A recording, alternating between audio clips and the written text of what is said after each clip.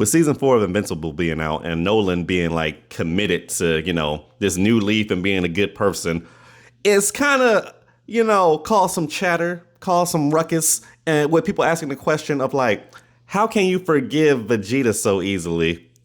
But Nolan doesn't deserve that same grace, because a lot of people are still, they're not cool on Nolan. They're not fully there yet. But it's a really good question, because when you look at it, they got legit the same backstory.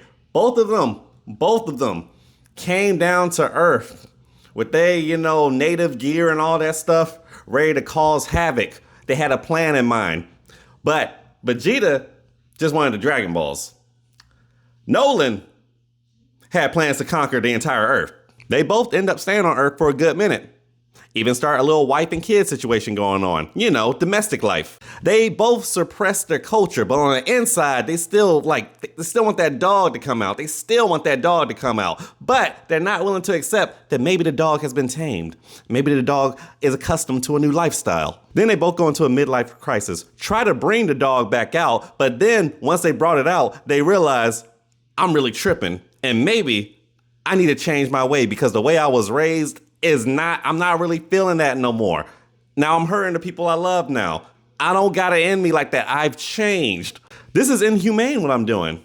It's insane and infiltrum, but it's inhumane. I like humane. And after going through that existential crisis, they come back better, change perspective, and end up being one of the good guys for real and accepting that they are now humans and they believe that the human race is worth something. Not worth something as in selling the planet or conquering the planet.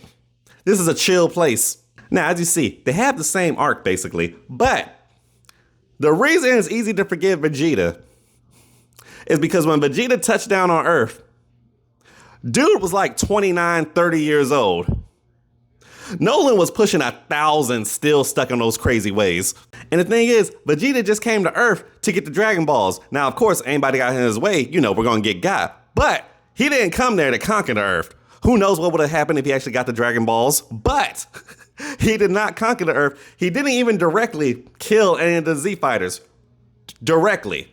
There's a reason Yamcha, Tien, and Piccolo and Chaozu got because Vegeta's presence was there. Even though Nappa was doing all the dirty work, Vegeta invited this mess. And we also saw Vegeta get humbled a lot. Vegeta was like 33 when he finally became a Super Saiyan. The glorious achievement he'd been waiting for.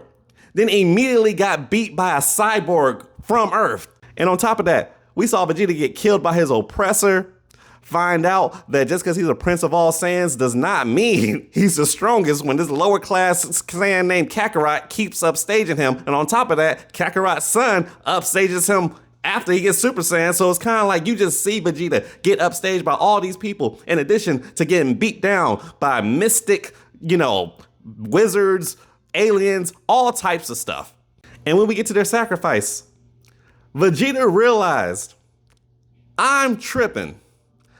I'm going to kill myself in order to try to get Majin Buu down. I know I'm going to hell because Piccolo just told me, you ain't going with Goku. You going down yonder.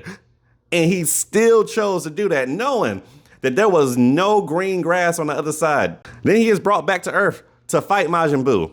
Has to team up with Goku. Puts his pride aside. Fuses with Goku.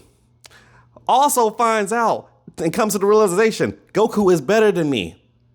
He's better than me. He got it. And then on top of that, he quarterbacks the whole plan to take down Kid Buu. Knowing that he might not get Wish back, but he's just doing it because it's the right thing. And then he makes a wish. Hey, bring back all the good people that have died since the World Tournament. The people that I murked. Bring all them back. And Peruga acknowledged Vegeta as a good person. That halo was gone. Complete rebirth. And mind you, Vegeta was like age 40 by the time this whole rebirth has happened. Nolan, on the other hand, is 1,000 and basically has been failing upwards. Nolan's main penance up until season 4 is basically, hey, my bad. And to give him credit, he does the apology, which Viltrumites do not do. And then on top of that, he does change behavior. He realizes, I don't have to do all this. But like I said, Nolan is 1,000 years old. You could have figured this out centuries ago. And then, spoiler alert, in the comic books, from what I've seen, Nolan actually begins to lead the Viltrum Empire, which is cool, but at the same time, it's like, damn, like that's it? See, Vegeta got broken down. Nolan didn't really have to get broken down too much, too badly. Like, Vegeta has suffered more than Nolan, if we keep it in a buck. Like I said, I don't know all the details of Invincible. I just know, he ends up, running things for a bit. Who knows how it'll end? Maybe Nolan suffers more in the comic books and in the TV series. We'll see when we get there. But that's why it's a bit easier to forgive Vegeta. Just because we've seen his story arc.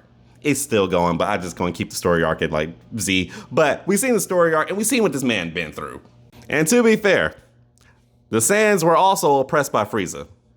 Now, without Frieza, they would have still been rowdy. And if they got around to you, they would have just, messed you up. But they were oppressed under Frieza for a good amount. So they knew they weren't the top dog in charge. Viltrumites, though, they felt and knew they were the top dog. And they wanted to tell the entire galaxy, we the top dog, and y'all belong under us. Compared to the fascism of Viltrum, the Saiyans are just some badass, unruly kids at the end of the day. Also, it's a lot easier to forgive somebody when there's Dragon Balls involved. Death is just like a short little mini vacation in Dragon Ball. There's no Dragon Balls in the Invincible world.